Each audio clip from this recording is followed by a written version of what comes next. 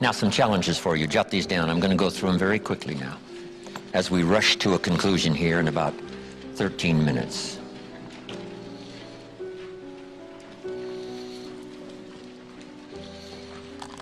Here they are.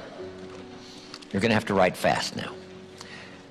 Here's number one. Review your performance, whether it's communication or whether it's activity or whether it's a CEO or whether it's on the job. Here's what my father said, a seminar in a sentence. I wish he was here to give it, but since he's not here, in his honor, I will give his seminar in a sentence. Here it is. Always do more than you get paid for to make an investment in your future. Now, some unions would argue with us on this, but that's my papa's seminar in a sentence. Always do more than you get paid for to make an investment in your future. In terms of amending your philosophy or going back and, redoing some stuff that you might have messed up. But face all your fears. That's how you conquer them. Don't dismiss them. Just face them. Say, here's what I'm afraid of. I wonder what I could do to change that. Here's the next one. Exercise your willpower to change direction. You don't have to keep doing what you've done the last 6 years if it's not yielding you the benefits you want. In the seminar I do for Jerry, my mentor helped me to review the last 6 years so I wouldn't repeat those errors the next 6. See, if you're a goose, you have no choice to do the next 6 like you did the last 6. But if you're not a goose, here's what you can do. Pick a new destination and start going that way. You say, well, I've done this for the last 2 years. I'll probably have to do it another 2. And the answer is no, not in a million years. Now, you can change one little degree at a time, or if you want to, you can revolutionize the whole thing.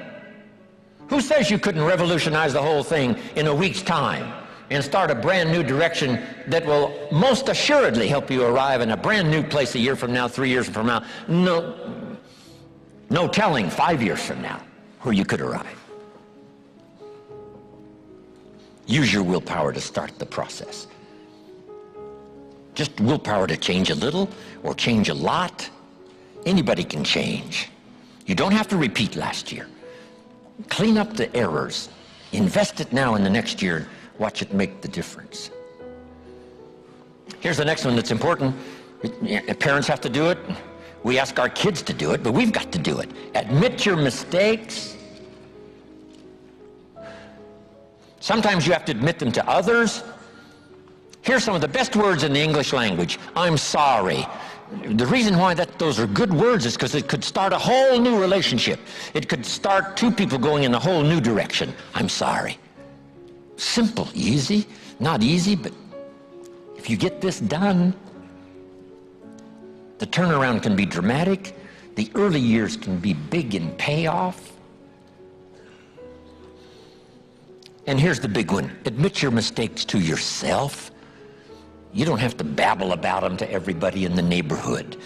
But it doesn't hurt to sit down and have a conversation with yourself and say, there's no use kidding myself. Here's where I really am. I've got pennies in my pocket and I got nothing in the bank.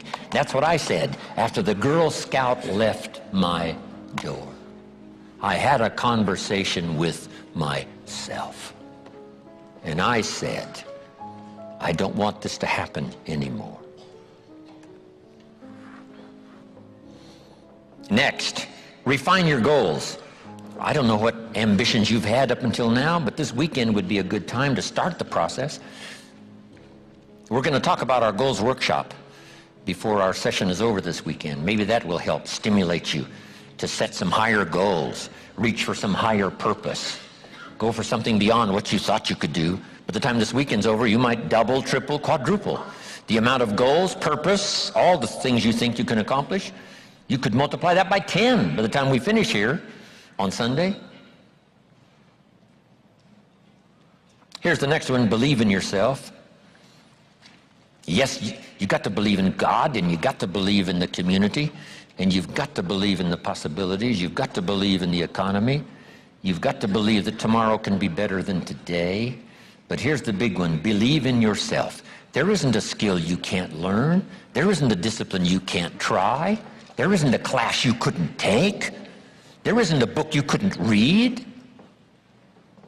If it's written in some other language, you just get it translated and read it. Here's the next one. Ask for wisdom. This is communication of the highest source. Ask for wisdom. Ask for wisdom that creates answers. Ask for the wisdom that creates faith to believe things are possible.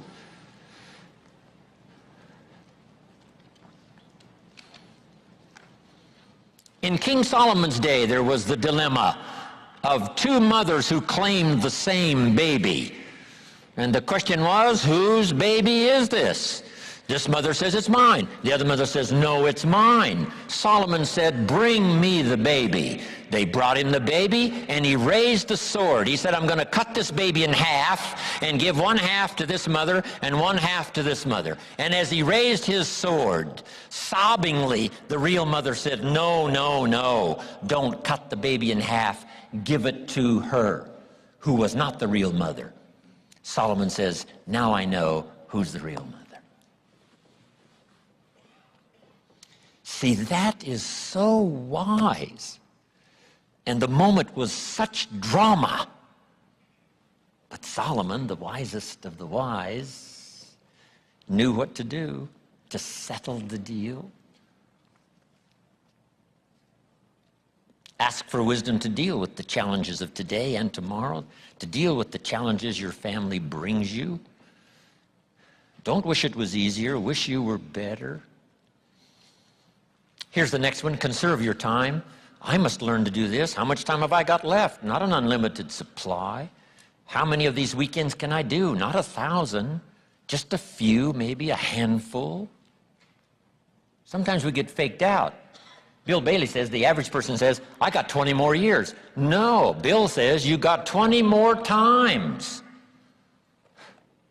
If you go fishing once a year, you've only got 20 more times to go fishing. Not 20 years. That fakes you out. I got 20 years. No, 20 times. See, that brings it right down to the real stuff. 20 times. How many more seminars like this? Not 1,000, a few, just a few. So would I mumble and stumble? Would I give you less than my best when I've only got a few more to give? And the answer is no, of course not. If you're a person of some dignity and quality, you wouldn't let that happen. Next, invest your profits. We're going to talk now about this before the weekend is over on financial independence. And I'm going to give you some excellent advice. Here was one of the philosophies Mr. Shoaff gave me, along with Mary Kay. Here's what he said. Profits are better than wages. Wages make you a living. Profits make you a fortune. Mary Kay and I went for that. Wow. Could we start earning profits while we're making a living? The answer is yes. I went berserk. Here's one now. Protect your family. These are troublesome times. Not that they haven't been troublesome times for 6,000 years. At school, troublesome times. I know a wonderful mother and a wonderful father who had two boys. In school, they went two different directions, and one became a model citizen and the other one went to jail. Wow.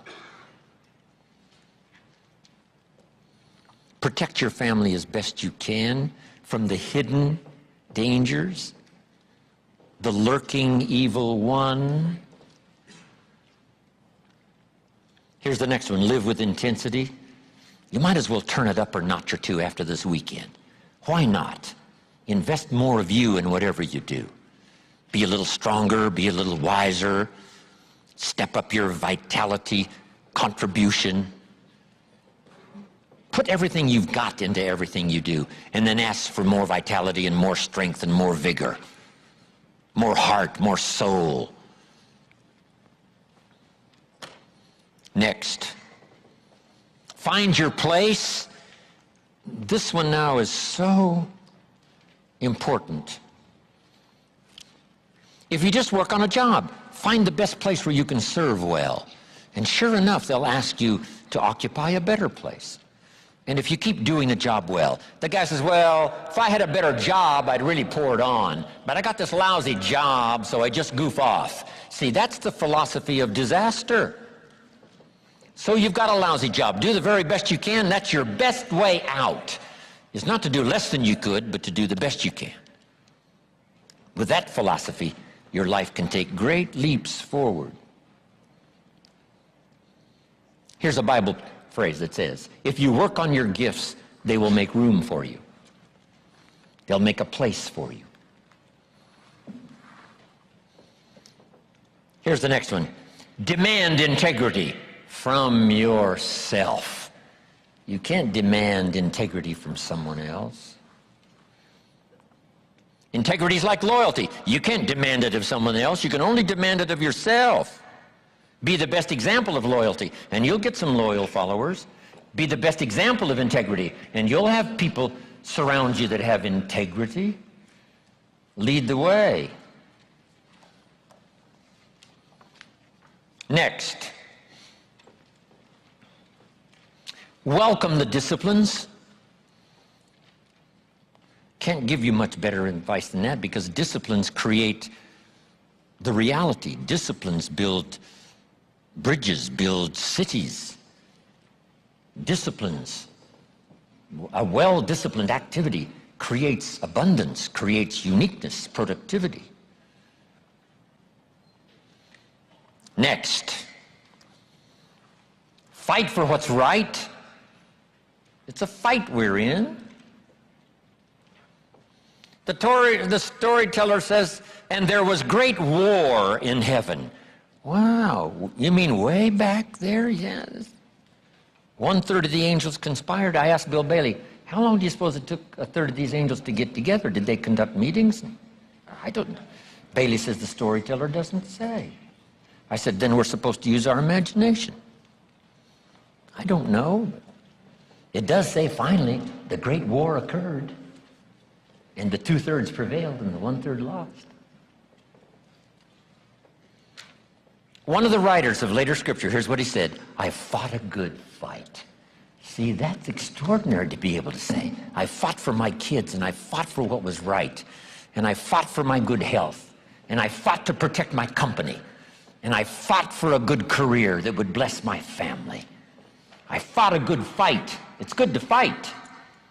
The encroachment. Opposites are in conflict, and we're in the middle. And if you want something valuable, you got to fight for it.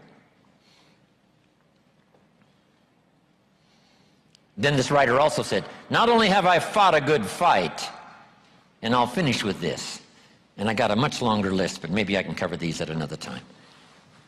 He said, I fought a good fight, and I kept the faith. See, that's the deal. Keep faith with your family. Fight like crazy and keep faith. Fight the enemy and keep faith. Fight illness and keep faith. Fight the evil and keep faith. I can't give you much better advice. So thank you very much for your attention. I appreciate it.